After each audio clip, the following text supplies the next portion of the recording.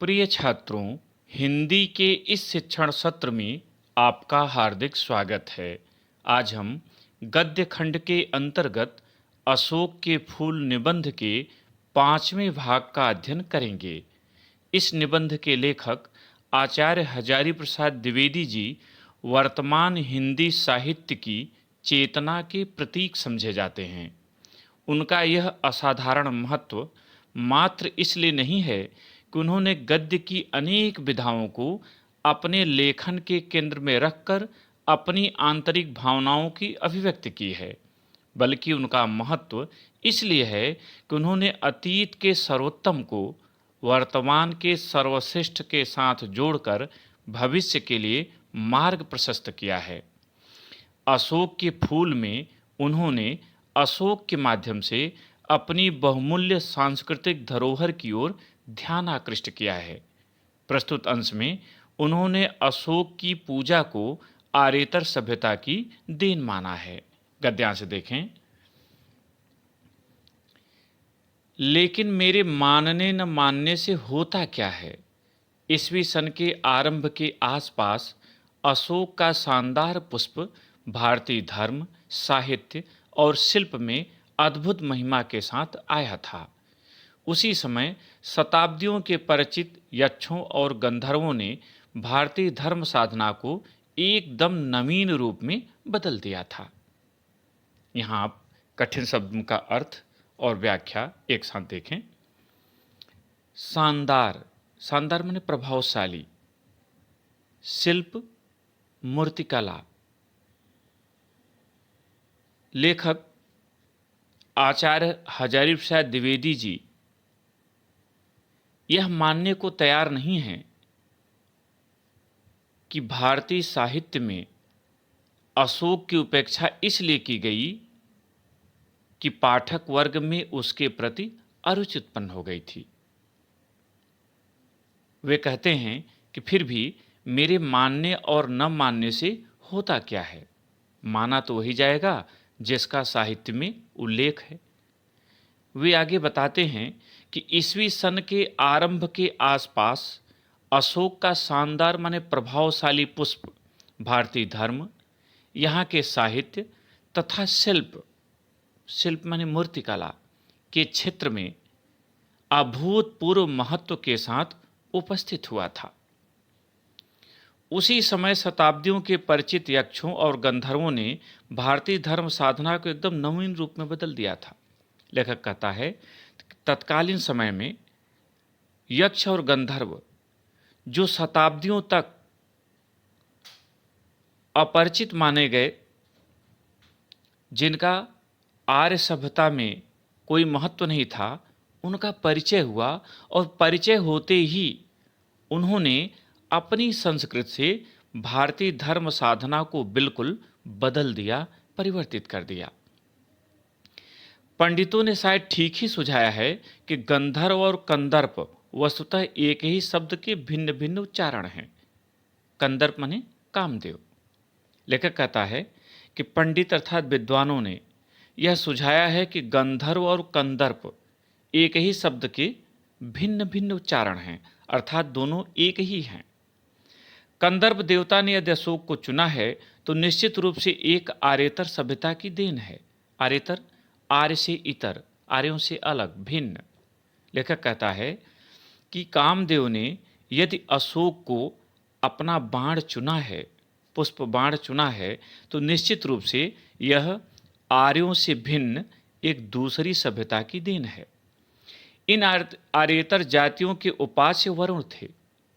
उपास्य, उपासना के योग्य, जो उपासना किए जाते थे। वरुण मने जल देवता, कुबेर धन के देवता, वज्रपाणि यक्षपत थे। वज्रपाणि हाथों में वज्र शस्त्र धारण करने वाला, और यक्षपत मन यक्षों के स्वामी। लेखक कहता है कि ये जो आर्येतर जातियां थी, आर्य से इतर, आर्य से भिन्न जातियां थी, इनके उपास्य देवता थे जल देवता वरुण, धन के देवता कुबेर या यक्षों के स्वामी वज्रपाणि। यद्यपि कंदर्प यद्यप काम देवता का नाम हो गया है, तथापि है वह गंधर्व का ही पर्याय। लेखक कहता है कि आज कंदर्प का अर्थ काम देवता से लिया जाता है, फिर भी वह है तो गंधर्व शब्द का ही पर्यायवाची शब्द। शिव से भिड़ने जाकर एक बार यह पिट चुके थे। शिव महादेव, भिड़ने माने लड़ने, सामना करने, संघर्ष करने। यहाँ लेखक एक पौराणिक घटना का उल्लेख करता है कि एक बार भगवान शिव के मन में काम भाव को जगाने के लिए कामदेव उनसे लड़ने गए, संघर्ष करने गए और उनके हाथों पिट चुके हैं, माने पराजित हो चुके हैं। भगवान शिव ने अपने तीसरे नेत्र से इन्हें भस्म कर दिया था। विष्णु से डरते थे, इन्हें विष्णु से बड़ा डर लगता है क्योंकि उनकी माया के सामने इनका कुछ चलता नहीं था। और बुद्ध देव से भी टक्कर लेकर लौट आए थे। बुद्ध देव बुद्ध धर्म के प्रवर्तक तथागत गौतम बुद्ध, तथागत गौतम बुद्ध से भी एक टक्कर लेने गए, उनकी तपस्या को भंग करने गए, लेकिन असफल रहे।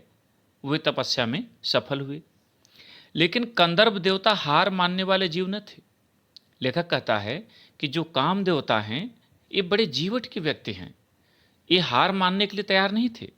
यद्यप भगवान शिव से पराजित हो गए, विष्णु जी से डरते थे, बुद्ध से भी इन्हें सफलता न मिली, फिर भी इन्होंने हार नहीं मानी। नए नए अस्त्रों का प्रयोग करते रहे। अशोक शायद अंतिम अस्त्र था। बौद्ध धर्म को इस नए अस्त्र से उन्होंने घायल कर दिया। लेखक कहता है कि कामदेव जब जब पराजित हुए तो नई शक्ति अर्जित करने के लिए इन्होंने नए नए शस्त्रों का प्रयोग किया, अस्त्रों का प्रयोग किया।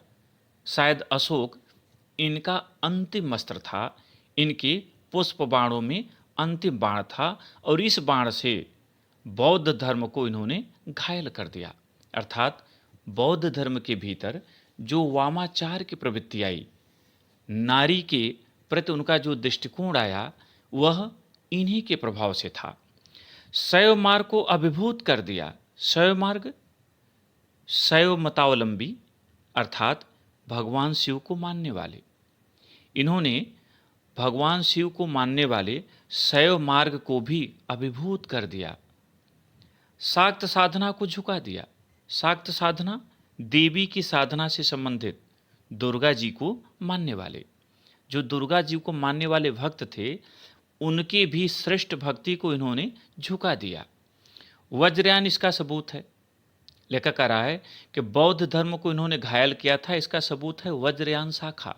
बौद्ध धर्म में वज्रयान शाखा में जो नारी को भोग की दृष्टि से देखा गया, ये कामदेव का प्रभाव था। शैव मार्ग को इन्होंने जो अभिभूत किया, वो कौल साधना इसका प्रमाण है। शैव मार्ग में कौल साधना और भैरव तंत्र, ये दो अलग अलग विधियां प्रचलित थीं। तो ये कह रहे हैं कि जो कौल साधना के तांत्रिक हैं, उपासक हैं, उन्होंने कामदेव से ही पीड़ित होकर के नारी को उसमें स्थान दिया, भोग की दृष्टि देखा और पतित हुए। और कापालिक मत इसका गवाह है। कापालिक, कापालिक तांत्रिक को कहते हैं और गवाह माने प्रमाण, साक्ष्य। लेखक कहता है कि जो तांत्रिकों का मत है, जो कौल तंत्र को लेकर के तमाम तरह की क्रीड़ाएं करते थे, इसका प्रमाण है कि कामदेव ने उनके धर्म के स्वस्थ स्वरूप को विकृत कर दिया, उनकी भक्ति को विकृत कर दिया। इसीलिए वे अपने मुख्य नियमों से पदच्युत हो गए, अलग हट गए। आज के पाठ में इतना ही। प्रश्न उत्तर देखें। पहला प्रश्न, प्रस्तुत गद्यांश का शीर्षक तथा लेखक का नाम लिखिए। उत्तर, प्रस्तुत गद्यांश का शीर्षक अशोक के फूल तथा लेखक का नाम आचार्य हजारी प्रसाद द्विवेदी है। दूसरा प्रश्न, रेखांकित अंश की व्याख्या कीजिए। और यहाँ रेखांकित अंश है, लेकिन मेरे मानने न मानने से होता क्या है।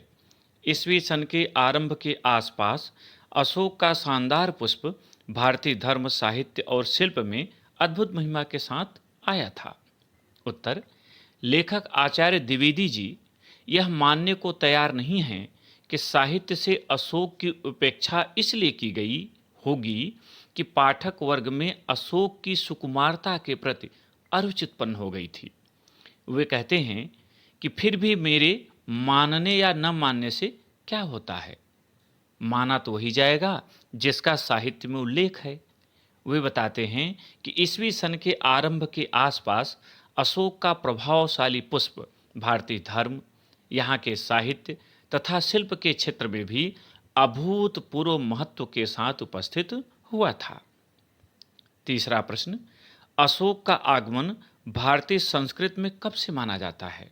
उत्तर, अशोक का आगमन भारतीय संस्कृति में ईसवी सन के आरंभ के आसपास माना जाता है। चौथा प्रश्न, प्रस्तुत गद्यांश के अनुसार भारतीय धर्म साधना को नवीन रूप में किसने बदल दिया? उत्तर, प्रस्तुत गद्यांश के अनुसार भारतीय धर्म साधना को नवीन रूप में यक्षों एवं गंधर्वों ने बदल दिया। पांचवा और अंतिम प्रश्न, लेखक ने अशोक को किस सभ्यता की देन स्वीकार किया है?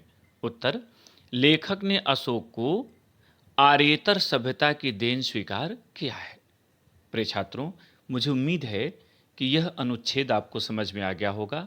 इन प्रश्नों को और इनके उत्तरों को अपनी उत्तर पुस्तिका में लिखें और अभ्यास करें। बहुत बहुत धन्यवाद।